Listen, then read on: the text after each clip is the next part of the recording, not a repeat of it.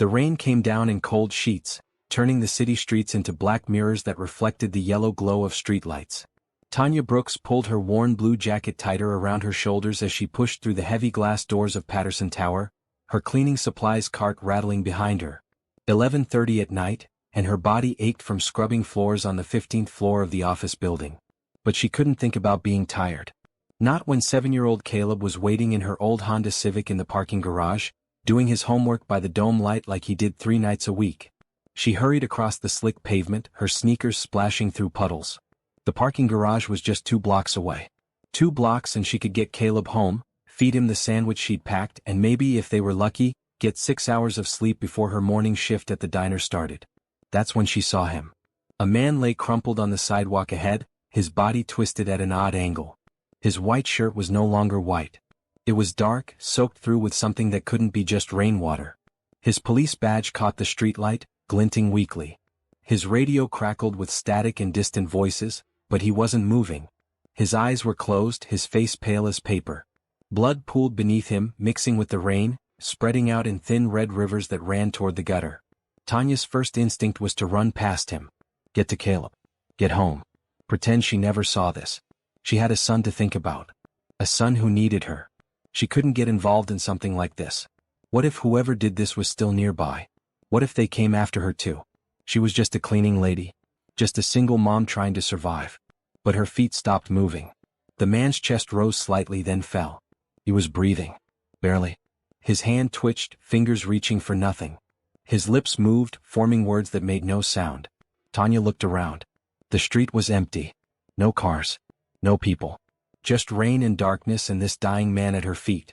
She pulled out her phone with shaking hands and dialed 911. "There's a police officer," she said, her voice cracking. "He's bleeding. He's on the corner of 5th and Madison. Please hurry." The dispatcher's calm voice asked her questions. Was he conscious? Was he breathing? Could she see where the blood was coming from? Tanya knelt beside him, her knees hitting the wet concrete. The cold rain soaked through her jeans immediately. She pressed her hand against the wound in his side, feeling the warm blood pulse against her palm. He groaned, his eyes fluttering open for just a second. "Stay with me," Tanya whispered. "Help is coming. Just stay with me." His eyes found hers. Blue eyes filled with pain and fear and something else. Confusion, maybe. Like he couldn't understand why a stranger was kneeling in the rain beside him, holding pressure on a wound that was stealing his life. His hand moved slowly, weakly, and found hers. His fingers were cold. So cold. "You're going to be okay," Tanya said, though she didn't know if it was true. "I'm not leaving. I'm right here."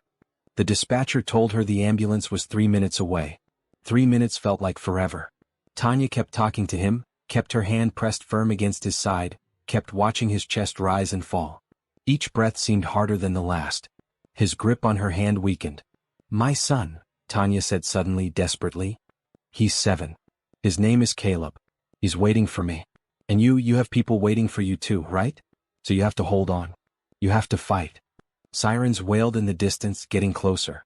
Red and blue lights painted the wet street. The ambulance screeched to a stop, and paramedics jumped out with their equipment. They moved fast, taking over, checking vital signs, loading him onto a stretcher. One of them, a woman with kind eyes, looked at Tanya. "You saved his life," she said. "If you hadn't stayed with him, applied pressure, he would have bled out before we got here." Tanya stood slowly, her legs unsteady. Her hands were covered in blood. Her blue jacket was ruined. She watched them load the officer into the ambulance, watched them work on him with practiced efficiency. She should go. She should get to Caleb. But her feet wouldn't move. "Which hospital?" she heard herself ask. "St. Mary's," the paramedic said, already climbing into the ambulance. "Is he going to make it?" The paramedic paused. "I don't know. But you gave him a chance." The ambulance doors slammed shut, and then they were gone, sirens screaming through the night. Tanya stood alone on the sidewalk, rain washing the blood from her hands. Her heart pounded. Her whole body shook. She had just held a dying man's life in her hands. A complete stranger. And something about those blue eyes, that cold hand gripping hers, had changed something inside her. She couldn't explain it. She just knew she needed to make sure he survived. She ran the 2 blocks to the parking garage, her mind racing.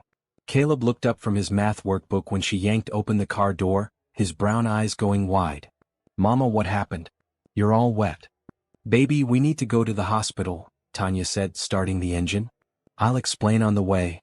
As she drove through the rain-slicked streets toward St. Mary's, she told Caleb about the officer. About how he was hurt and needed help. About how sometimes, even when you're scared and tired and you have your own problems, you have to help people. Because that's what good people do. That's what she wanted Caleb to learn. That kindness mattered. That hope mattered. That love for your fellow human beings always mattered, even when it was hard. Caleb listened quietly, then reached over and squeezed her hand. You did the right thing, Mama? Tanya's eyes burned with tears. She didn't have time to cry.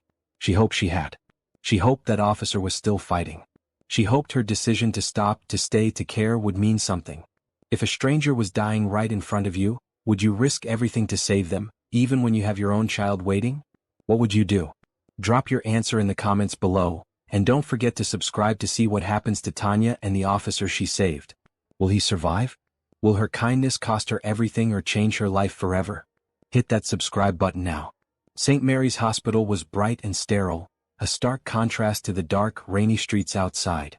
Tanya held Caleb's hand as they walked through the automatic doors, her shoes squeaking on the polished white floor. The emergency room was busy even at this late hour. A nurse at the front desk looked up, her expression neutral and professional. I need to know about the police officer who just came in, Tanya said, her voice stronger than she felt. Brandon Mitchell. Is he okay? The nurse's eyes narrowed slightly. Are you family? No, but I'm the one who found him. I stayed with him until the ambulance came. The nurse's expression softened. Have a seat. Someone will update you when they can. Tanya led Caleb to the plastic chairs in the waiting area. The fluorescent lights hummed overhead. A television in the corner played the news on mute. Other people sat scattered around the room, all wearing the same tired, worried expressions. Waiting was torture. Not knowing was worse. Caleb leaned against her shoulder, his math workbook forgotten in his backpack. Is the officer going to die, Mama? I hope not, baby. I really hope not. Time crawled. Tanya watched the clock on the wall. Midnight came and went. 12:30. 1 o'clock. Her phone buzzed with a text from her manager at the diner, asking if she could cover the early shift. She texted back that she couldn't, that she had a family emergency. It wasn't exactly a lie. This felt like an emergency, even if the man wasn't her family. He was someone's family. Someone's son. Maybe someone's husband or father or brother. At 1:45 the emergency room doors burst open, and two people rushed in. A man in an expensive gray suit and a woman in a red dress, both of them looking frantic. The man went straight to the nurse's desk. Brandon Mitchell, he said, his voice loud and commanding. Our son. He's a police officer. He was brought here. Mr. and Mrs. Mitchell, the nurse said, standing immediately. Your son is in surgery. The doctor will be out to speak with you as soon as possible. Please have a seat. The couple turned toward the waiting area, and the woman's eyes were already red from crying. They sat down across from Tanya, holding hands tightly. The man's jaw was clenched. The woman kept touching her face, like she couldn't quite believe this was happening. Tanya felt like she was intruding on something private. She should leave. Let his parents be here for him. But she couldn't make herself stand up. She needed to know he was okay. She needed to know her decision to stop hadn't been for nothing. A doctor in green scrubs came through the doors an hour later. Mitchell family? The couple jumped to their feet. How is he? Is our son alive? The doctor's face was tired but calm. He's stable. The surgery went well. He lost a lot of blood and the injury was serious, but he's young and strong. He's going to need time to recover, but he should make a full recovery. Mrs. Mitchell sobbed and fell into her husband's arms. Mr. Mitchell closed his eyes, his whole body sagging with relief. Thank God. Thank God. Can we see him? Mrs. Mitchell asked. He's in recovery now. Give us another hour and you can sit with him. As the doctor walked away, Mr. Mitchell noticed Tanya for the first time. Are you here for Brandon? Tanya stood slowly, suddenly feeling very out of place. I'm the one who found him. I just wanted to make sure he was okay. Mrs. Mitchell turned, her eyes widening. You found him? You saved him. I just called 911 and stayed with him, Tanya said quietly. Anyone would have done the same. No, Mr. Mitchell said firmly. Not everyone would have. Most people would have kept walking. You stayed. You helped him when he needed it most. He walked over to Tanya and held out his hand. She shook it, feeling the strength in his grip, seeing the gratitude in his eyes. I'm Richard Mitchell. This is my wife, Patricia. We owe you our son's life. I'm Tanya Brooks. This is my son, Caleb. Patricia came over and took both of Tanya's hands in hers. Thank you. Thank you so much. I don't know I can't even find the words. I'm just glad he's going to be okay, Tanya said, and meant it with everything in her. Please sit with us, Patricia said. Wait with us until we can see him. I need to know more about what happened. Tanya sat back down, Caleb curling up beside her. She told them everything. Finding Brandon on the sidewalk. The blood. The ambulance. How he'd gripped her hand. How she'd promised she wouldn't leave. Patricia cried through the whole story, and Richard's eyes glistened with unshed tears. You have a good heart, Richard said when she finished. In this city with everything people face, you could have walked away. You had your own child to think about. But you stopped. You helped.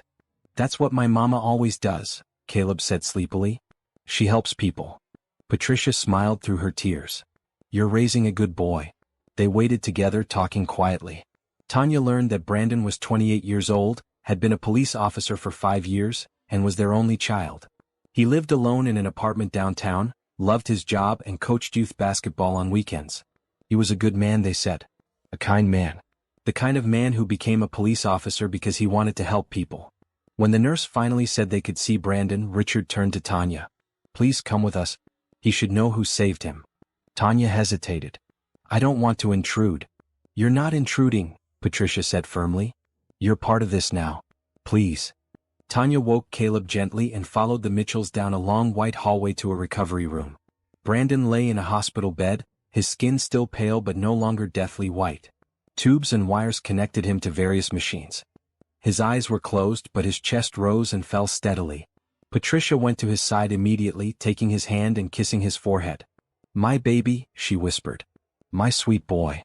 Richard stood at the foot of the bed, his hand on Brandon's leg, just needing to touch him to know he was real and alive. Tanya stayed near the door with Caleb, feeling like she was seeing something too personal, too sacred.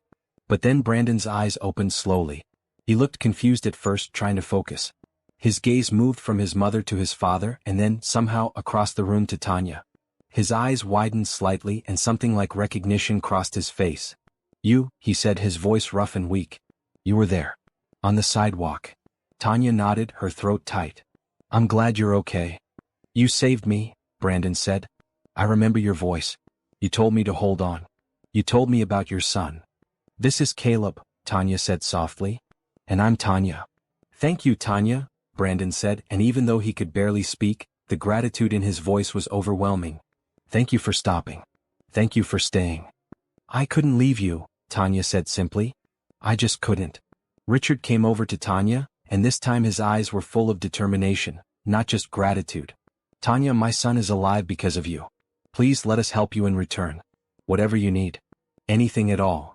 Tanya started to protest, to say she didn't need anything, but Patricia cut her off gently. Please. It would mean so much to us. You missed work to be here. Let us at least cover what you lost tonight. Tanya thought about saying no. About being proud and independent like she always was. But then she looked at Caleb, sleepy and leaning against her, and she thought about her empty bank account and the bills piling up and the fact that she really couldn't afford to miss even one shift at the diner. Okay, she said quietly. Thank you. That would help a lot. Richard pulled out his wallet and handed her $500 bills. For tonight. And if you need anything else, anything at all, you tell us. Tanya took the money with shaking hands, tears filling her eyes. Thank you. This is so kind. It's nothing compared to what you did, Patricia said. You gave us our son back. As Tanya left the hospital that night, Caleb asleep in her arms and the money safe in her pocket, she felt something she hadn't felt in years. Hope. Real, genuine hope that maybe kindness really did matter. That maybe helping people, even when it was scary and hard, led to something good. She didn't know it yet, but her life was about to change in ways she couldn't imagine. All because she'd stopped on a rainy sidewalk and refused to leave a stranger to die alone. 3 days later, Tanya stood outside Brandon's hospital room, a container of homemade soup in her hands. She felt awkward being here, like maybe she was overstepping. But Patricia had called her that morning, asking if she could visit, saying that Brandon kept asking about her. So here she was in her cleanest jeans and a green sweater, hoping she wasn't making a mistake. She knocked softly on the door frame. Brandon was sitting up in bed, looking much better than he had 3 nights ago. His color was back, and though he still had tubes in his arms, he was awake and alert. He smiled when he saw her, a genuine smile that reached his eyes. "Tanya," he said. "You came. Your mom said you wanted to see me. I brought soup. Chicken and rice. It's nothing fancy, but it's good when you're not feeling well." "You made me soup?" Brandon looked genuinely touched. "You didn't have to do that." "I wanted to," Tanya said, setting the container on the table beside his bed. "How are you feeling?" "Better. Sore but better. The doctors say I can go home in a few days if everything keeps healing right." He gestured to the chair beside his bed. "Please sit. Stay for a bit." Tanya sat, folding her hands in her lap. "I'm glad you're okay. I was really worried." "I owe you my life," Brandon said seriously. "The paramedics told me I wouldn't have made it if someone hadn't found me when you did. If someone hadn't stopped the bleeding. That was you. I just did what anyone would do." "No," Brandon said firmly. "Most people wouldn't have. They would have been too scared, too worried about their own safety. But you stopped. Even though you had Caleb waiting for you. Even though you were probably terrified. You stopped and you saved me." Tanya felt her cheeks warm. "I couldn't just leave you there." "That says everything about who you are," Brandon said softly. "My parents told me you waited at the hospital for hours. That you stayed even when you didn't have to." "Why?" Tanya thought about how to answer that. "I guess I needed to know you'd be okay. That stopping was worth it. That I'd made the right choice." "You did," Brandon said. "You absolutely did." They talked for an hour. Tanya told him about Caleb, about her 2 jobs, about how hard it was sometimes but how she wouldn't trade being a mom for anything. Brandon told her about being a cop, about how much he loved helping people but how dangerous it could be. He told her about the night he was attacked, how someone had come out of nowhere, how he'd fought back but not fast enough, how he'd thought he was going to die alone on that sidewalk. "Then I heard your voice," he said. "And I knew I had to hold on. I knew someone was there, someone cared, and I couldn't give up." When Tanya finally stood to leave, Brandon reached for her hand. "My parents want to do something for you. Something bigger than just covering one night's lost wages. Please let them. It would mean the world to them." "To me?" "They already helped me," Tanya protested. "The money they gave me paid my rent this month. That was huge." "They want to help more," Brandon insisted. "They want to help with Caleb, with childcare, with whatever you need." "Please, Tanya. Don't say no because of pride. Say yes because you deserve help. Because Caleb deserves better. Because what you did for me, for my family, it's worth so much more than money, but money is something we can give." Tanya felt tears prick her eyes. She thought about Caleb sitting in the car while she worked late shifts. About the bills she juggled every month. About the future she wanted to give him but couldn't afford. About how tired she was all the time from working herself to the bone just to survive. "Okay," she whispered. "Okay, I'll accept their help. With gratitude." Brandon's smile was radiant. "Good. That's so good." 2 days later, Tanya met with Richard and Patricia at a coffee shop near the hospital. They sat in a quiet corner, cups of coffee steaming between them, and Richard pulled out a folder. "We've been thinking about how to help you in a meaningful way," he said. "Not just a one-time payment but something that could change your life. Make things easier for you and Caleb." "You've already been so kind," Tanya said. "Please listen," Patricia said gently. "We own a hotel chain. Mitchell Hotels. 15 locations across the state.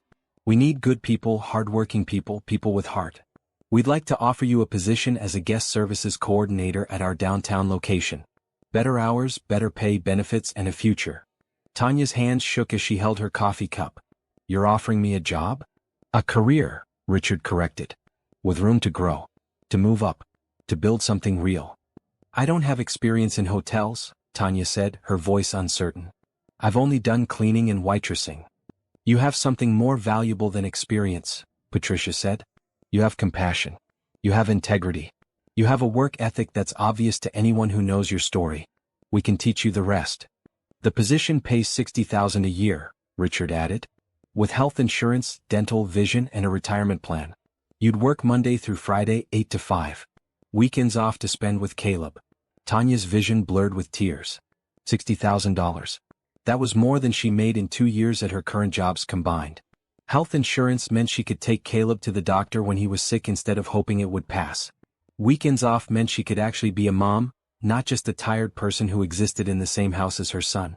"I don't know what to say," she whispered. "Say yes," Patricia said, reaching across the table to take Tanya's hand. Say yes and let us help you the way you helped our son. Yes, Tanya said, tears streaming down her face now. Yes, thank you. Thank you so much. Patricia came around the table and hugged her tightly. You're going to do wonderful things, Tanya. I can feel it. Over the next week, as Brandon continued to recover in the hospital, Tanya visited him every day after her last shift at the diner. She'd given her 2 weeks' notice at both jobs, and though her managers were sad to lose her, they were happy she'd found something better. Caleb came with her to the hospital sometimes, and Brandon always lit up when he saw the boy. Hey little man, Brandon would say, and Caleb would climb up on the chair beside the bed and tell Brandon all about his day at school. I got an A on my spelling test, Caleb announced one afternoon, proudly showing Brandon the paper with the big red A at the top. That's amazing, Brandon said, giving him a high five. You must have studied really hard. Mama helped me, Caleb said. She always helps me. Brandon's eyes found Tanya's across the room, and something passed between them. Understanding, maybe. Respect. A connection that was growing stronger every day. On Brandon's last day in the hospital, before he was discharged to go home and finish recovering, Tanya brought him a card that Caleb had made. It was construction paper folded in half, with a crayon drawing of a police officer with a big smile on the front.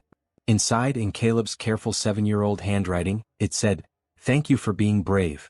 Get better soon. Your friend Caleb." Brandon's eyes got misty as he read it. This is the best thing anyone's ever given me. He really likes you, Tanya said softly. He talks about you all the time. I really like him too, Brandon said. And his mom. Their eyes met, and Tanya felt her heart skip. There was something in the way Brandon looked at her, something warm and real and deeper than gratitude. But she pushed the thought away. He was just being nice. Just being grateful. Nothing more. I start my new job on Monday, she said, changing the subject. I'm nervous. You're going to be great, Brandon assured her. And I'll come visit you at work once I'm cleared to move around more. Moral support. You don't have to do that. I want to, Brandon said simply. You've become important to me, Tanya. You and Caleb both. I want to be part of your lives if you'll let me. Tanya's throat tightened. We'd like that. As she left the hospital that night, Caleb's hand in hers, Tanya felt like she was walking into a new chapter of her life. A better chapter. One filled with hope and possibility and maybe, just maybe, something that felt like the beginning of love. But she wouldn't let herself think that far ahead. Not yet. For now she was just grateful. Grateful that she'd stopped on that rainy sidewalk. Grateful that Brandon was alive. Grateful that kindness had led somewhere good, just like she'd always believed it would. Monday morning arrived bright and clear, and Tanya stood in front of Mitchell Hotel's downtown location wearing a navy blue dress she'd bought at a thrift store and her best pair of shoes. Her hands trembled as she pushed through the glass revolving doors into a lobby that looked like something from a magazine. Marble floors gleamed under crystal chandeliers. Fresh flowers sat in tall vases on every surface. Well-dressed guests moved through the space with purpose and ease. A woman in a red blazer approached her with a warm smile. You must be Tanya Brooks. I'm Diane Foster, the hotel manager. Welcome to the team. Diane showed her around, introducing her to the other guest services coordinators, the front desk staff, the concierge team. Everyone was kind and welcoming, but Tanya still felt like an imposter. Like at any moment someone would realize she didn't belong here and send her back to scrubbing floors. But as the days passed, she found her rhythm. Her job was to make sure guests had everything they needed, to solve problems before they became complaints, to create experiences that made people want to come back. It turned out that years of waitressing and cleaning had taught her exactly how to read people, how to anticipate needs, how to make someone feel valued and cared for. By the end of her first week, Diane pulled her aside. You're a natural at this. The guests love you. You have an instinct for hospitality that can't be taught. Tanya glowed with the praise. For the first time in years, she felt like she was good at something beyond just surviving. On Friday afternoon, as she was helping an elderly couple plan their anniversary dinner, she heard a familiar voice behind her. Excuse me, I'm looking for the best guest services coordinator in the building. She turned to find Brandon leaning against the marble desk, a crooked grin on his face. He was out of the hospital, dressed in jeans and a blue button-up shirt, still moving carefully but looking so much healthier than the last time she'd seen him. Brandon, she said, her face breaking into a smile. What are you doing here? Moral support like I promised. Plus, I wanted to see you in action. The elderly couple beside them looked between Tanya and Brandon with knowing smiles. Is this your boyfriend, dear? The woman asked. No, no, Tanya said quickly, feeling her cheeks heat. Just a friend. A very good friend, Brandon added, his eyes twinkling. After Tanya finished helping the couple, she took her break and sat with Brandon in the hotel's coffee shop. He'd bought them both lattes and a cookie for Caleb, who would be getting out of school in an hour. You look good, Tanya said. Really good. I feel good. Doctor cleared me for light duty next week. I'll be back at work soon, just desk stuff for a while. I'm glad. I know you miss it. I do, but I've kind of enjoyed the break. Given me time to think about things. About what matters. He paused, stirring his coffee even though he hadn't added anything to it. I've been thinking about you a lot, actually. Tanya's heart did that skip thing again. Yeah. About how different my life would be right now if you hadn't stopped that night. I'd be dead, Tanya. Dead on a sidewalk in the rain. But instead, I'm here, drinking coffee with you, planning to meet Caleb after school. It's like I got a second chance at life and I don't want to waste it. You're not wasting it, Tanya said softly. You're a good person, Brandon. You were before I found you and you still are. I want to be better, he said. I want to be the kind of person who makes a real difference. Like you do. They talked until Tanya's break ended and Brandon promised to come back later that week. He kept his promise. He came by the hotel 3 times that week, always with some excuse. He needed to ask about booking a room for a colleague. He was meeting someone for lunch in the hotel restaurant. He wanted to check out the gym facilities. But really, Tanya knew he just wanted to see her. Caleb adored Brandon. The 3 of them started spending time together outside of work and hospital visits. Brandon would pick them up on Saturday mornings and take them to the park, where he and Caleb would play catch while Tanya sat on a bench and watched, her heart feeling fuller than it had in years. Brandon never made her feel like a charity case. He never acted like he was doing them a favor. He just seemed genuinely happy to be with them. One Saturday, after they'd gotten ice cream and were walking back to Tanya's apartment, Caleb ran ahead to look at a dog, and Brandon fell into step beside Tanya. My parents want to meet Caleb, he said. Actually, they want to do more than meet him. They want to help him. Tanya's steps slowed. Help him how? They want to pay for him to go to Riverside Academy. It's a private school, one of the best in the city. Small classes, great teachers, programs for arts and sports, and everything a kid could want. Tanya stopped walking altogether. Brandon, that's too much. Private school is expensive. I can't accept that. Why not? Brandon asked, turning to face her. You accepted the job. You accepted help with other things. Why not this? Because a job is something I can earn. This is just, it's too big. Tanya, look at me. Brandon's voice was gentle but firm. My parents almost lost their son. You gave him back to them. There is nothing they could give you that would be too much. And more than that, they like you. They like Caleb. They want to be part of your lives. This isn't about paying a debt. This is about family helping family. We're not family, Tanya whispered, but even as she said it, she wasn't sure it was true anymore. We could be, Brandon said, and something in his tone made her look up sharply. If you want it, we could be. Before Tanya could respond, Caleb came running back, full of excitement about the dog. The moment passed, but it hung in the air between them, full of possibility and promise. That night, after Caleb was asleep, Tanya called Patricia Mitchell. Her hands shook as she dialed, but she knew what she had to do. Patricia, it's Tanya Brooks. Tanya, how wonderful to hear from you. How was your first week at the hotel? It was good. Really good. Thank you again for everything. Tanya took a deep breath. Brandon told me about your offer. About Riverside Academy. Oh, I hope he didn't upset you. We don't want to overstep. You're not, Tanya said, tears filling her eyes. You're not overstepping at all. I want to say yes. I want to accept your help for Caleb. He deserves the best education possible and I can't give him that on my own. So yes, with all my gratitude, yes. Patricia's voice trembled with emotion. Thank you for letting us do this. For letting us be part of his life. Thank you for wanting to be, Tanya said. After she hung up, she sat in her small living room and cried. Not sad tears, but overwhelmed, grateful, hopeful tears.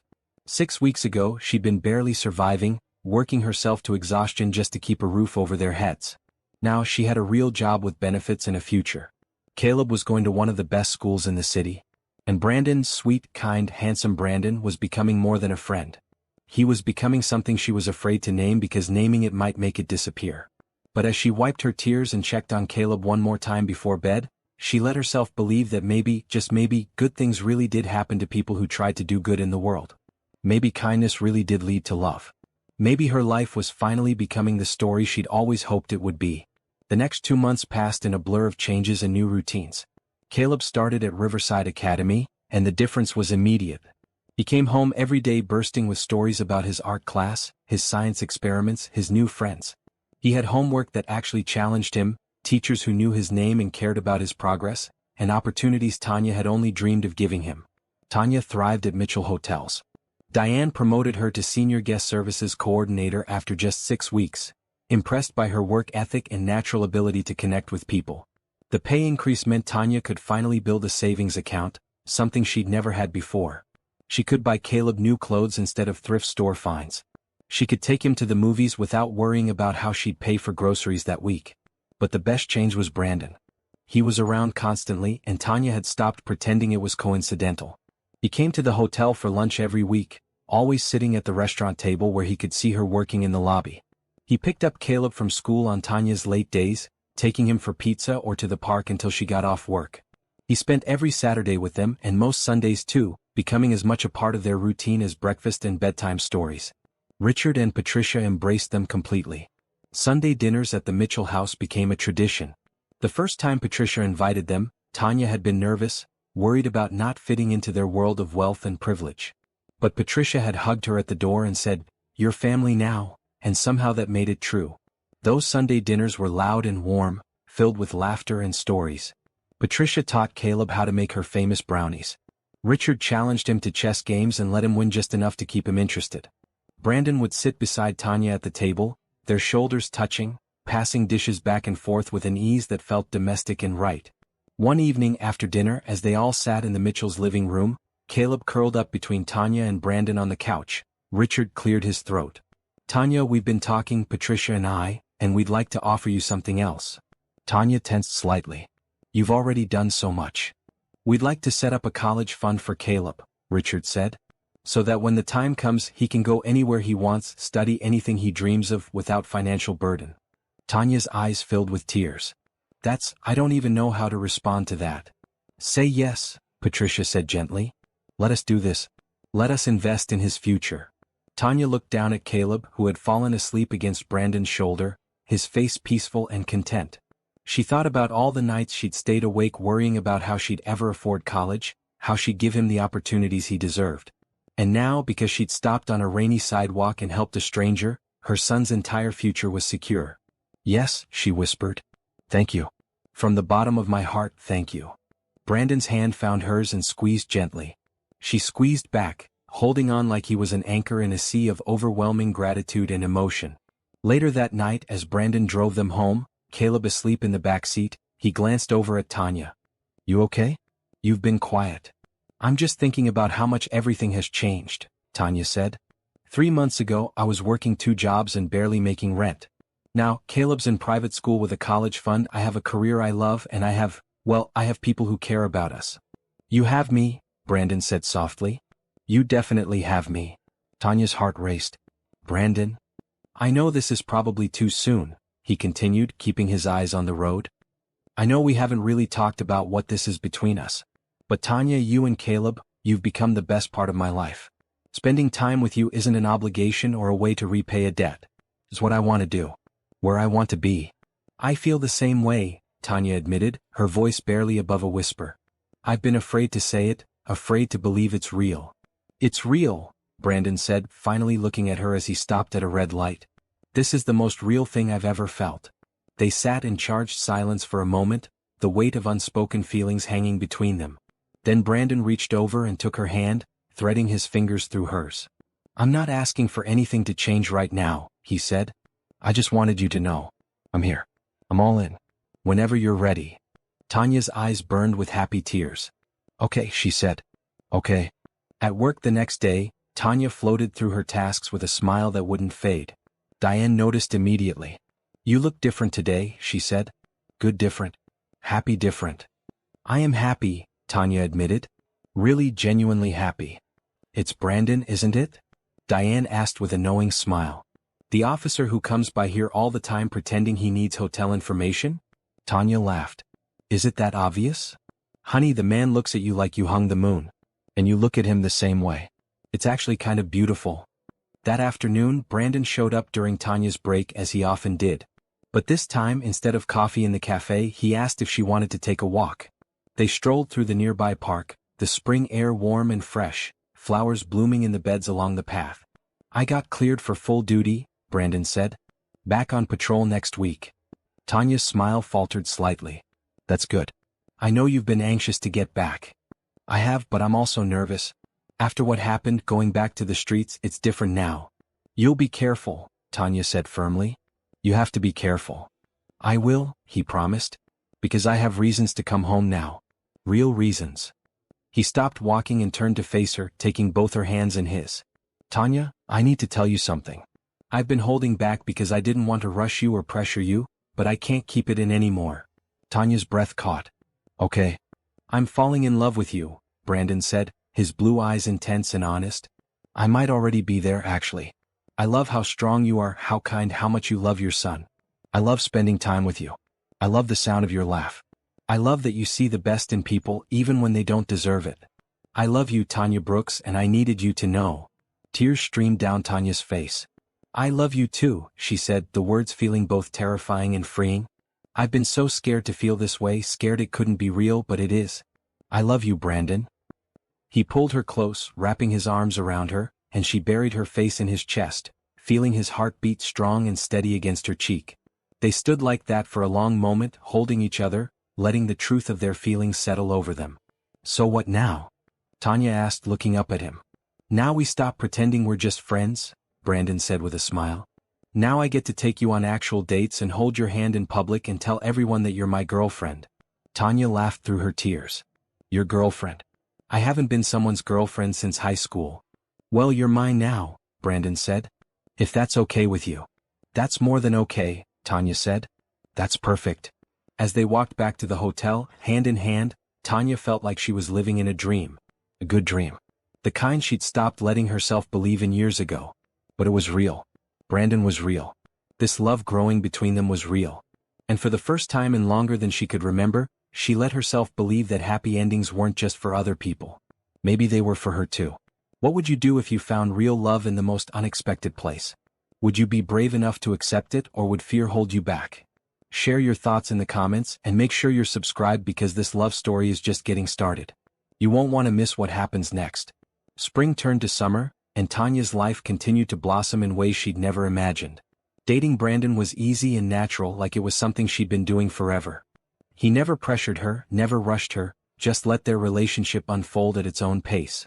They went to movies and dinner, took Caleb to the zoo and the science museum, spent quiet evenings at her apartment watching Caleb's favorite shows and eating takeout.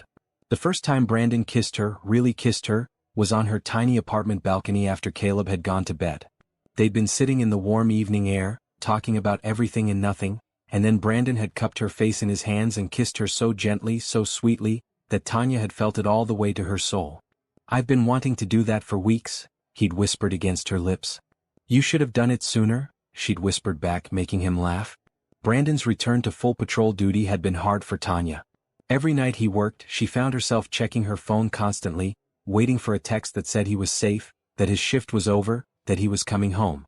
The fear never fully went away, but Brandon was patient with it, understanding it, calling her whenever he could just to say he was okay. His fellow officers were curious about the woman who'd saved his life. Brandon brought Tanya and Caleb to a police department barbecue in July, and she met the men and women he worked with every day. They treated her like a hero, thanking her over and over for saving their brother in blue. It was overwhelming and humbling and made her love Brandon even more, seeing how much his colleagues cared about him. So you're the famous Tanya, a female officer named Rachel said, shaking her hand warmly. Brandon talks about you constantly. It's actually kind of annoying how happy he is. Tanya laughed. I hope that's a good thing. It's the best thing, Rachel assured her. We've never seen him like this. You're good for him.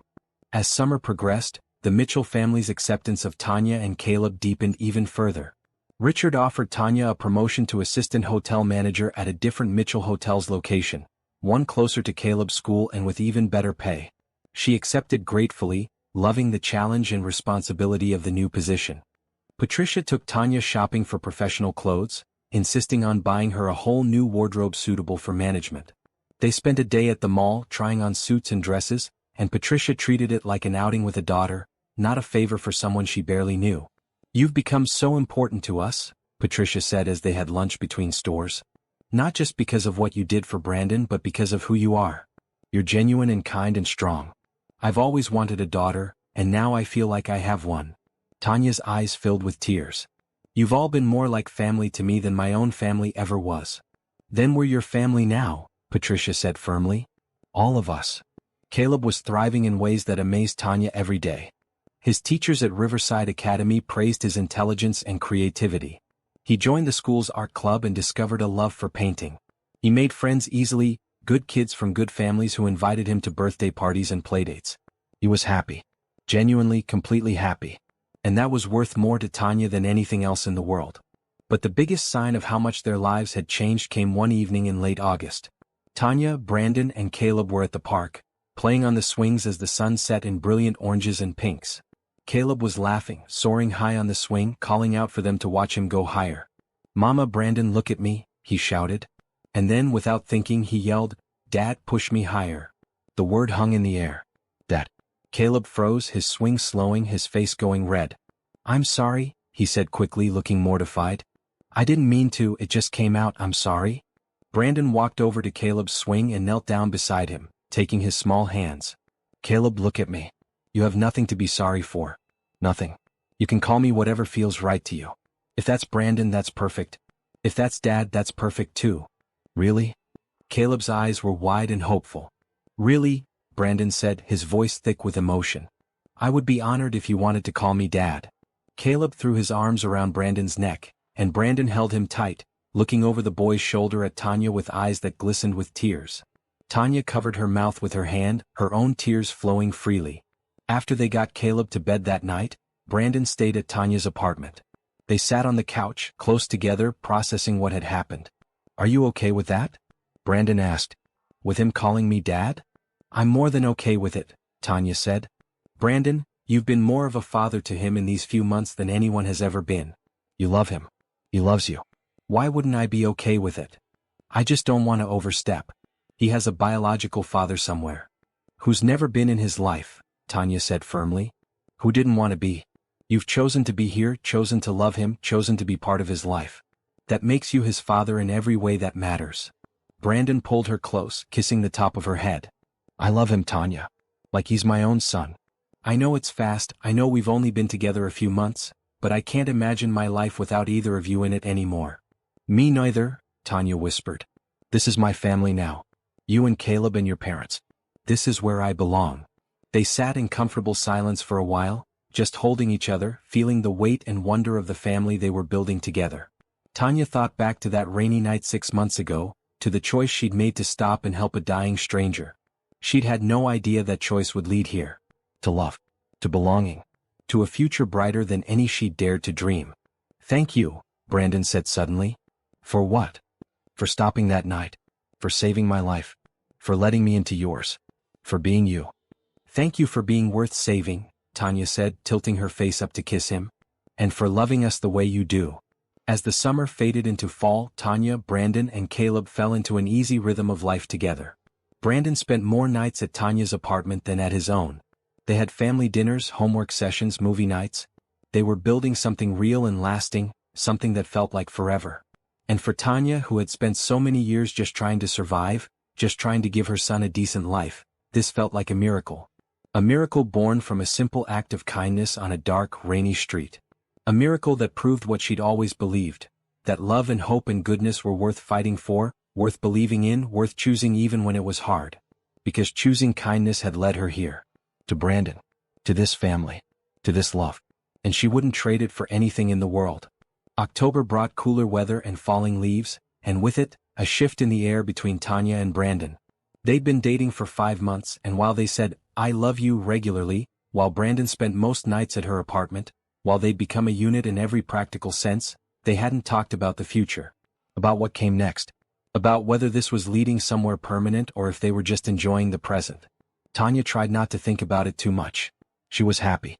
Caleb was happy. Why rock the boat by pushing for more? But late at night, when Brandon was on patrol and she was alone in her bed, She couldn't help wondering what he wanted. If he saw a future with her, or if eventually the novelty would wear off and he'd realize she was just a single mom from a completely different world than his. Her doubts came to a head one Thursday evening in mid-October. Tanya had the night off and she planned to make a nice dinner for the three of them. She'd spent her afternoon off preparing Brandon's favorite meal, pot roast with vegetables and homemade biscuits.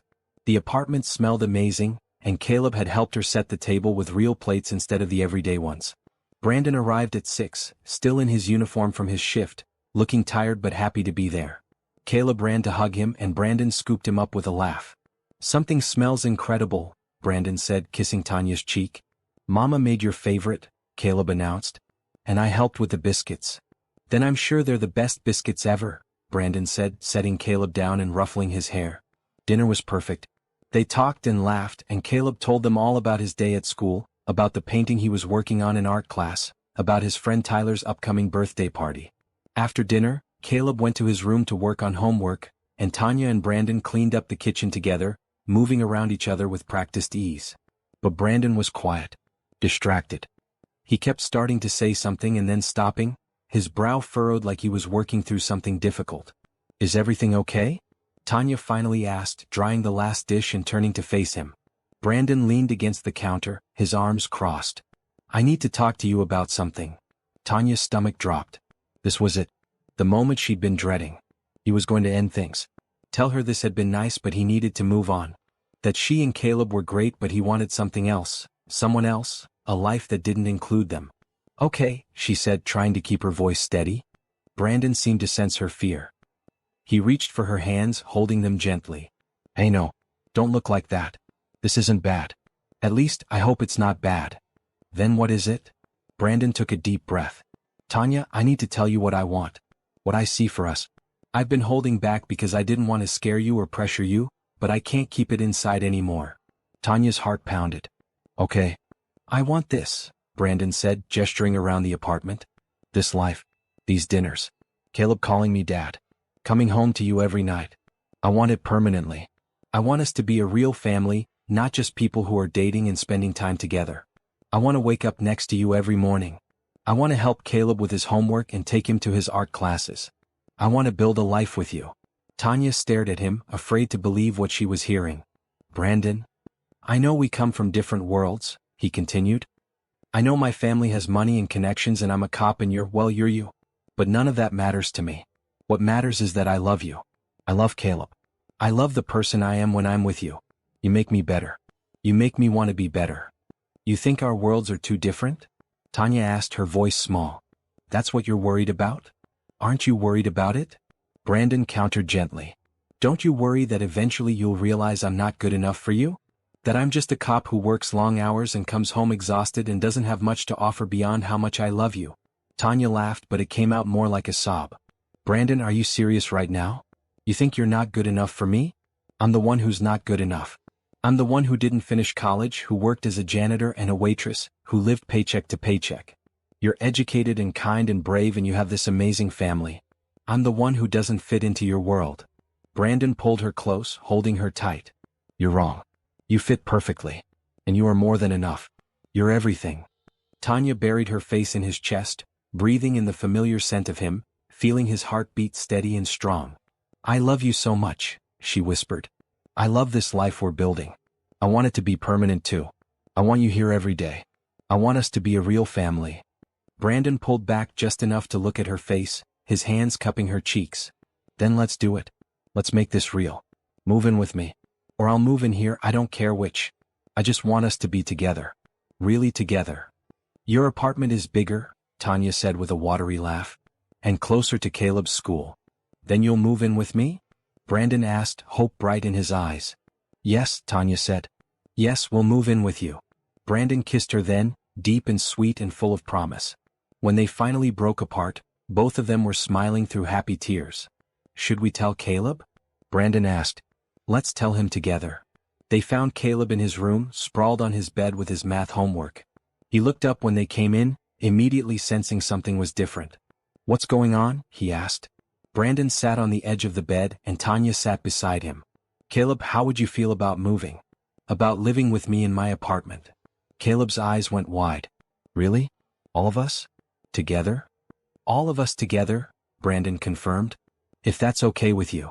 Caleb launched himself at Brandon, wrapping his arms around his neck. Yes. Yes, that's so okay with me. We'll be a real family. We're already a real family, Tanya said, tears streaming down her face again. But yes, we'll all live together. It'll be our home. That night, after Caleb finally fell asleep, too excited to settle down quickly, Brandon and Tanya lay together on her couch, holding each other close. When should we move? Tanya asked. Whenever you're ready. This weekend if you want. I can get some guys from the station to help with the heavy stuff. This weekend sounds good. Tanya paused. Brandon, are you sure about this? About us? About taking on a ready-made family? I've never been more sure of anything, Brandon said firmly. Tanya, you and Caleb aren't a burden or an obligation. You're my joy. My future. My everything. I want this. I want you. I want him. I want all of it. What about your parents? What will they think? Brandon laughed. Are you kidding? They're going to be thrilled. My mom has been hinting about this for weeks. She loves you both. Tanya relaxed into his arms, letting herself believe this was real. That this happiness was hers to keep. That she didn't have to be afraid of losing it because Brandon was all in, just like he said. They were building something permanent, something lasting, something beautiful. I never thought I'd have this, she admitted quietly. A man who loves me and my son, who wants to be part of our lives, who isn't scared off by the hard parts. I didn't think that existed. It exists, Brandon said, kissing her forehead. And it's ours. This is ours, Tanya. This love, this family, this future. It's all ours. As Tanya drifted off to sleep in Brandon's arms that night, she thought about the journey that had brought them here. From a rainy sidewalk to this moment, from fear and uncertainty to love and belonging. She'd taken a chance that night, choosing to stop and help a stranger. And that choice had given her everything she'd ever wanted. Love, family, home, hope. A future brighter than any dream she'd allowed herself to have. And it was all real, all hers, all because kindness had led her here. To Brandon. To this perfect, imperfect, beautiful life they were building together. Moving day came on a bright Saturday morning in late October. True to his word, Brandon had recruited a group of officers from his precinct to help. Rachel showed up with her husband and a pickup truck. 2 other officers, James and Carlos, arrived with donuts and coffee. Even Richard and Patricia came, Patricia bringing sandwiches for everyone and Richard ready to direct traffic and organize boxes. Tanya didn't have much. After years of moving from one small apartment to another, she'd learned to keep possessions minimal. But what she did have, her small collection of books, Caleb's toys and art supplies, the few pieces of furniture she'd accumulated over the years, all of it got loaded into trucks and driven across town to Brandon's apartment. His place was beautiful. A 2-bedroom condo on the 8th floor with big windows that let in tons of natural light. There was a real living room with space for a couch and chairs, a kitchen with actual counter space, and a second bedroom that would be perfect for Caleb. Brandon had already cleared out half his closet for Tanya's clothes and made space in the bathroom for her things. Welcome home, he said, carrying Tanya over the threshold while Caleb giggled and everyone else cheered. By late afternoon, everything was unpacked and put away. The officers had left, promising to have them over for dinner soon. Richard and Patricia stayed longer, helping arrange furniture and hanging pictures on the walls. Patricia had even brought new bedding for Caleb's room, a navy blue comforter with stars on it that made him gasp with delight. This is the best room ever, Caleb announced, flopping onto his new bed. That evening, after everyone had gone home and it was just the 3 of them, they ordered pizza and sat on the living room floor eating straight from the box, too tired to care about plates or proper seating. This is perfect, Tanya said, looking around at their new home. This is absolutely perfect. It is now, Brandon said, reaching for her hand. Now that you're both here. The next few weeks were an adjustment. Learning to live together, to share space, to navigate each other's routines and habits. But it was a good adjustment. Tanya loved waking up next to Brandon every morning. She loved making breakfast for all 3 of them, loved the chaos of getting Caleb ready for school while Brandon got ready for his shift, loved the normalcy of it all. Brandon was a neat freak, which amused Tanya to no end given her years of cleaning for a living. He did the dishes immediately after every meal, kept the bathroom spotless, and insisted on making the bed every single morning. Tanya was Messier, leaving books on the coffee table and shoes by the door, and Brandon would tease her about it even as he picked up after her with a smile. Caleb loved having Brandon around all the time. They developed their own routines. Brandon helped him with homework every evening. They played video games together on weekends. Brandon taught Caleb how to throw a proper football spiral and how to ride a bike without training wheels. He was patient and kind and exactly the father figure Caleb had always needed. In early November, the Mitchell family hosted a big dinner to celebrate Tanya and Caleb officially moving in with Brandon. It was at Richard and Patricia's house and the whole extended family came. Brandon's aunts and uncles, his cousins, his grandmother. They welcomed Tanya and Caleb with open arms, treating them like they'd always been part of the family. Brandon's grandmother, Eleanor, a tiny woman with sharp eyes and an even sharper wit, pulled Tanya aside during dinner. "You're good for my grandson," she said. "He's happier than I've ever seen him." "He's good for me too," Tanya said. "For both of us." "I know," Eleanor said, patting her hand. "I can see it. You love each other. Really love each other. That's rare, you know. Real love. Most people settle for something less. But you two, you have the real thing." "I hope so," Tanya said softly. "I know so," Eleanor corrected. "I've been married for 60 years. I recognize real love when I see it." At the end of the evening, as everyone gathered in the living room, Richard stood up and clinked his glass to get everyone's attention. "I want to make a toast," he said. "To Tanya and Caleb, who have brought so much joy into our lives. Tanya, 6 months ago you saved our son's life. But you did more than that. You brought him back to us with a heart full of love and a new understanding of what really matters. You've become part of this family and we're so grateful for you. To Tanya and Caleb." "To Tanya and Caleb," everyone echoed, raising their glasses. Tanya's eyes filled with tears. Brandon squeezed her hand. Caleb, sitting on Patricia's lap, beamed with happiness. This was family. Real, true, chosen family. And it was theirs. The next week, Diane called Tanya into her office at the hotel. Tanya went with some trepidation, worried she'd done something wrong. But Diane was smiling when she walked in. "Sit down, Tanya. I have something to discuss with you." Tanya sat, her hands folded in her lap. "You've been with us for about 7 months now," Diane said. "And in that time, you've gone from guest services coordinator to senior coordinator to assistant manager. You're a natural leader. The staff respects you, the guests love you, and you have an instinct for this business that can't be taught." "Thank you," Tanya said, unsure where this was going. "I'm being promoted," Diane continued. "Regional manager. And I recommended you to take my place as hotel manager." Tanya's jaw dropped. "What?" "Diane, I can't, I've only been here 7 months. There are people who've been here for years. And none of them have your drive or your ability," Diane said firmly. "Mr. Mitchell, Richard, he approved my recommendation personally. The job is yours if you want it. Significant pay increase, more responsibility, more opportunity to grow. What do you say?" Tanya's mind raced. Hotel manager. Running this entire property. It was more than she'd ever dreamed possible. Just a year ago she'd been scrubbing floors. Now she was being offered a position that would set her up for a real career, a real future. "Yes," she said, her voice strong. "Yes, I want it." "Thank you." Diane came around the desk and hugged her. "You've earned this. Every bit of it. I'm proud of you." That night, Tanya came home to find Brandon and Caleb making dinner together in the kitchen. Well, Brandon was making dinner while Caleb helped, by eating half the ingredients. They both looked up when she walked in, and something in her face must have given away that she had news. "What happened?" Brandon asked immediately. "I got promoted," Tanya said, still processing it herself. "Hotel manager. I'm going to be running the whole property." Brandon hooped and picked her up, spinning her around while Caleb cheered. "That's amazing. I'm so proud of you." "I can't believe it," Tanya said. "A year ago I was a cleaning lady. Now I'm a hotel manager."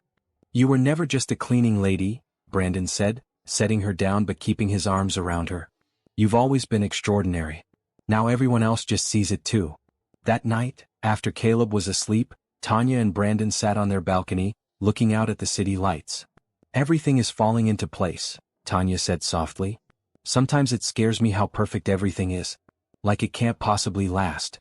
"It will last," Brandon said. "Because we'll make it last. Because we choose each other every single day. That's what makes it work." "I love you," Tanya said, leaning into him. "I love this life we're building." "I love you too," Brandon said. "And Tanya, this is just the beginning. We have so much more ahead of us. So many good things coming." Tanya believed him. For the first time in her life, she believed that good things could be permanent, that happiness could last, that love could be strong enough to weather anything. Because she had Brandon. She had Caleb. She had a family and a career and a future full of possibility. All because she'd chosen kindness on a rainy night 6 months ago. All because she'd stopped to help a stranger. All because love and hope and goodness had led her here, to this perfect moment, to this beautiful life, to this family that was finally completely hers. Winter arrived, bringing cold winds and early darkness, but inside their home, everything was warm and bright. Christmas approached, and Tanya threw herself into making it special for Caleb. It would be their first Christmas as a real family living together, and she wanted it to be perfect. Brandon seemed distracted as the holiday neared. He was working extra shifts, picking up overtime, and when he was home he was often on his phone, texting someone and then quickly putting the phone away when Tanya walked into the room. She tried not to worry, tried not to let her old insecurities creep back in, but it was hard. One evening in mid-December, after Caleb had gone to bed, Tanya finally confronted him. "Is everything okay? You've been acting strange lately." Brandon looked caught. "Strange how?" "Secretive. Distracted. If something's wrong, I need you to tell me." Brandon's face softened. "Nothing's wrong. I promise. I've been planning something. But I can't tell you what yet." "Planning what?" "You'll see soon," he said, kissing her forehead. "Trust me. It's a good thing." Tanya tried to let it go, but the worry gnawed at her. Patricia noticed at Sunday dinner a week before Christmas. "What's bothering you, dear?" she asked, pulling Tanya aside while Brandon and Caleb were playing chess with Richard in the living room. "It's probably nothing," Tanya said. "Brandon's just been acting odd lately." "Secretive." Patricia smiled, a knowing look in her eyes. "I wouldn't worry about that." "You know something," Tanya accused gently. "I know my son," Patricia said. "And I know he loves you. Whatever he's planning, it's because he loves you. Trust that." The Saturday before Christmas, Brandon woke Tanya early. "Get up. Get dressed. We're going somewhere." "Where?" Tanya asked groggily. "It's a surprise. Wear something warm." An hour later, the three of them were in Brandon's car, driving to the park where they'd spent so many Saturdays together. It was cold, the ground covered in a light dusting of snow, but the sun was shining bright and clear. "Why are we at the park?" Caleb asked as they got out of the car. "Because this is our place," Brandon said. "This is where we became a family." He led them to their favorite spot, near the swings where Caleb had first called him Dad. Patricia and Richard were already there, along with Rachel and her husband, James and Carlos from the precinct, Diane from the hotel, and several other people who'd become important in their lives over the past year. "What's going on?" Tanya asked, her heart starting to race. Brandon took her hands, pulling her to face him. "Tanya Brooks, 1 year ago you saved my life. You stopped on a rainy street and helped a dying stranger. You could have walked away. You should have walked away. But you didn't. You stayed. You held my hand. You promised you wouldn't leave. And you kept that promise." Tanya's eyes filled with tears. "Brandon? That night changed everything for me," Brandon continued, his voice thick with emotion. "Not just because you saved my physical life, but because you showed me what real goodness looks like. What real love looks like. And then you let me into your life, into Caleb's life, and I got to see that goodness and love every single day." He dropped to one knee and Tanya's breath caught. Caleb moved to stand beside Brandon, both of them looking up at her with matching hopeful expressions. "We've been planning this together," Brandon said, glancing at Caleb, "because we're a team. And we want to make this official." Brandon pulled out a small velvet box and opened it, revealing a beautiful diamond ring that caught the sunlight and sparkled like ice. "Tanya, will you marry me? Will you let me be your husband and Caleb's father? Will you let me love you both for the rest of my life? And will you be my mom forever?" Caleb added, his voice high and excited. "Like, officially?" Tanya sobbed, happiness flooding through her so intensely she could barely breathe. "Yes," she managed. "Yes, yes, 1,000 times yes." Brandon stood and slipped the ring onto her finger, then pulled her into his arms and kissed her while everyone cheered. Caleb wrapped his arms around both of them and they stood there, the three of them holding each other, crying and laughing and so full of joy it felt like they might burst. Patricia and Richard came forward, hugging them all, crying happy tears. "Welcome to the family officially," Patricia said, holding Tanya tight. "My daughter." The celebration continued in the park for another hour. People congratulated them, admired the ring, talked about wedding plans. But Tanya barely heard any of it. She kept looking at the ring on her finger, at Brandon's face, at Caleb's pure happiness, and thinking about how impossible this all seemed. A year ago she'd been alone and struggling.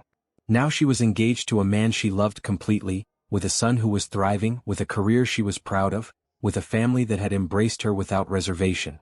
It was everything she'd never dared to hope for. That evening, back at home after Caleb had finally gone to sleep too excited to stay awake any longer, Brandon and Tanya sat together on the couch, her hand in his, both of them staring at the ring. "When did you know?" Tanya asked. "When did you know you wanted to marry me?" Brandon thought about it. "Honestly? Probably that first night in the hospital when I woke up and saw you there. You didn't have to stay. You didn't even know me. But you were there anyway. That's when I knew you were special. Everything after that just confirmed it." "I was so scared," Tanya admitted. "Scared to love you, scared to believe this could be real, scared it would all fall apart."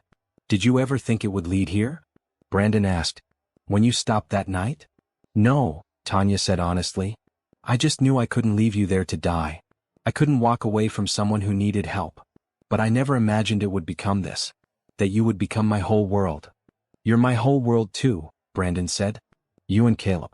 You're everything that matters." They sat in comfortable silence for a while, just being together, processing the magnitude of the commitment they'd just made. Finally Tanya spoke again. "When do you want to get married?" "As soon as possible," Brandon said immediately. "I don't want to wait. I don't need a big fancy wedding or months of planning. I just want you to be my wife." "Spring?" Tanya suggested. "Maybe April? Give us time to plan something simple but nice." "April sounds perfect," Brandon agreed. "Just family and close friends. Nothing fancy. Just us, promising to love each other forever." "Forever?" Tanya repeated, testing the word. It didn't scare her anymore. Forever with Brandon felt like the safest, most certain thing in her life. "I have something else to tell you," Brandon said, suddenly looking nervous. "What?" "I've been talking to a lawyer. About adopting Caleb. Officially. Legally. Making him my son in every way. I wanted to ask you first if that's okay." Fresh tears spilled down Tanya's cheeks. "You want to adopt him?" "More than anything," Brandon said. "He's already my son in my heart. I want him to be my son on paper too. I want him to have my name. I want to be his father legally, not just in practice." "Yes," Tanya said, throwing her arms around his neck. "Yes, please. He would love that. He already thinks of you as his dad." "Then I'll start the paperwork this week," Brandon said. "By the time we get married, he'll officially be mine." That night, as Tanya lay in bed next to her fiancé, she thought about the journey that had brought them here. Every choice, every moment, every act of kindness that had led to this. She'd chosen to stop on a rainy sidewalk. Chosen to stay with a stranger. Chosen to accept help when it was offered. Chosen to open her heart to love even when it was scary. And every single one of those choices had led her here. To this ring on her finger. To this man beside her. To this life that felt like a fairy tale but was real, so beautifully real. She looked at the ring sparkling in the moonlight coming through the window and smiled. In 4 months she would be Tanya Mitchell. And Caleb would be Caleb Mitchell. They would be a real family, not just in their hearts but on paper, legally bound together by love and choice and the promise of forever. It was more than she'd ever dreamed of. More than she'd thought possible. But it was hers. All hers. Because kindness had led her here. Because love had found her. Because hope had been worth holding on to, even in the darkest times. And this was just the beginning. April arrived with warm sunshine and blooming flowers, and with it came wedding preparations. True to their word, Tanya and Brandon kept things simple. The ceremony would be at the park, their park, where Brandon had proposed. Just 50 guests, all people who truly mattered to them. Patricia helped with the planning, finding a caterer and a florist and a photographer, but everything was understated and elegant, focused on the love they were celebrating rather than impressing anyone. Tanya's wedding dress was simple too. A white A-line dress with lace sleeves that Patricia had helped her find. Not too expensive, not too fancy, just beautiful. Caleb would wear a small blue suit and walk her down the aisle, giving her away to Brandon. The thought of it made Tanya cry every time she imagined it. The adoption papers had come through in February. Caleb's last name was now Mitchell, and he'd been so proud when he got his new birth certificate and social security card with his new name on them. He'd shown everyone at school, bursting with joy at finally having a dad who wanted him, who chose him, who loved him. The Thursday before the wedding, Tanya took the day off work. She and Patricia went to lunch, just the two of them, at a quiet restaurant downtown. Over salads and iced tea, Patricia reached across the table and took Tanya's hand. "I want you to know something," Patricia said. "You're not just becoming my daughter-in-law on Saturday. You're already my daughter. You have been for months. And I'm so grateful for you. For what you did for Brandon, yes, but also for who you are. For the woman who raised that wonderful boy, who works so hard, who loves so completely. I'm proud to call you my daughter. Tanya cried, of course. You've been more of a mother to me than my own mom ever was. You and Richard both, you've given me the family I always wanted. And you've given us the daughter we always hoped for, Patricia said. And a grandson who lights up our lives. You complete our family, Tanya. On Friday evening, the night before the wedding, there was a small rehearsal dinner at Richard and Patricia's house. Everyone who would be in the wedding party was there. Rachel, who would be Tanya's maid of honor. James, who would be Brandon's best man. Caleb, who would walk Tanya down the aisle. Diane, who would do a reading during the ceremony. After dinner, while everyone else was mingling in the living room, Brandon pulled Tanya aside onto the back patio. Tomorrow, he said, his eyes bright with emotion. Tomorrow you become my wife. Tomorrow you become my husband, Tanya said, smiling through happy tears that seemed to be her constant state these days. I've been thinking about that night, Brandon said. The night you found me. Do you ever think about how easily it could have gone differently? How you could have walked past me? How I could have died there? Sometimes, Tanya admitted. It scares me when I think about it. I think about it too, Brandon said. And I'm so grateful you stopped. So grateful you were the kind of person who would stop. Because that choice brought me here. To you. To this life. To everything that matters. I'm grateful too, Tanya said softly. I didn't know it that night, but stopping to help you was the best decision I ever made. It brought me you. It brought me your family. It brought me this whole new life.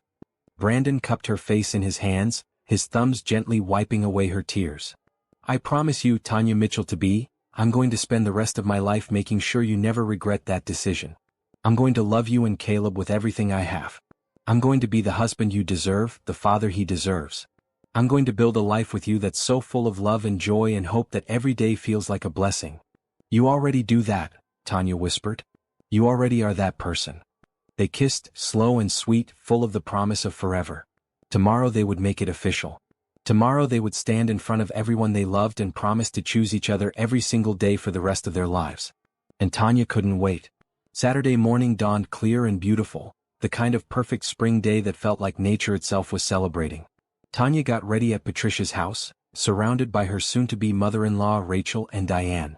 They helped her with her dress, her hair, her makeup, all while Caleb ran in and out of the room in his little suit, too excited to sit still. At 2 o'clock they arrived at the park. White chairs were set up in rows facing an arch covered in flowers. Music played softly.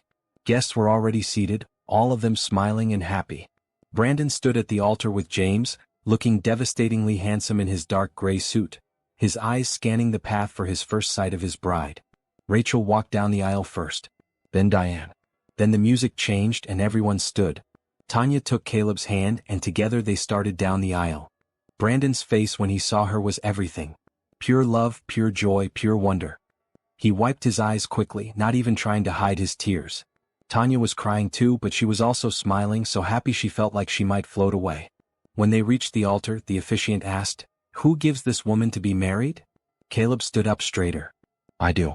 I'm giving my mom to my dad so we can all be a family forever." There wasn't a dry eye in the crowd. Brandon reached down and hugged Caleb tightly before taking Tanya's hand. Caleb went to sit with Patricia and Richard in the front row, beaming with pride. The ceremony was simple and beautiful. They exchanged traditional vows, promising to love and honor and cherish each other in good times and bad, in sickness and health, for as long as they both lived. They exchanged rings. And then the officiant pronounced them husband and wife. "You may kiss your bride," he said, and Brandon didn't hesitate. He pulled Tanya close and kissed her deeply while everyone cheered. When they broke apart, he rested his forehead against hers. "Hello, Mrs. Mitchell," he whispered. "Hello, Mr. Mitchell," she whispered back. They walked back down the aisle hand in hand, Caleb running to join them, and the three of them walked together toward their future. Together. A family. Forever. The reception was held in a large tent nearby with dinner and dancing and toasts. Richard gave a speech about how grateful he was that Tanya had saved his son, about how she'd brought so much love and light into their family. Patricia cried through her entire speech, talking about how happy she was to officially have a daughter. Rachel told funny stories about Tanya at work, and James told embarrassing stories about Brandon at the police station. But the best speech came from Caleb. Standing on a chair so everyone could see him, holding a microphone that was too big for his hands, he said simply, "I'm glad my mom stopped to help Brandon that night. Now I have a dad and my mom has a husband and we're all happy. And I think that's what happens when you're kind to people. Good things happen. So everyone should be kind." The guests erupted in applause and more than a few tears. Tanya pulled Caleb into her arms and held him tight, while Brandon wrapped his arms around both of them. "You're a smart kid," Brandon said, kissing the top of Caleb's head. "I know," Caleb said matter-of-factly, making everyone laugh. As the sun set and the lights in the tent came on, Tanya and Brandon had their first dance. They swayed together to a slow song, holding each other close, neither of them wanting to be anywhere else. "This is the happiest day of my life," Tanya said. "Mine too," Brandon agreed. "But you know what? I think tomorrow will be just as happy. And the day after that. And every day we have together. Because every day with you is the best day." "You're such a romantic," Tanya teased gently. "Only for you," Brandon said, spinning her around and making her laugh. Later, after all the guests had left and it was just the two of them, they stood in the park looking up at the stars. Their park. The place where everything had changed, where he'd proposed, where they'd gotten married.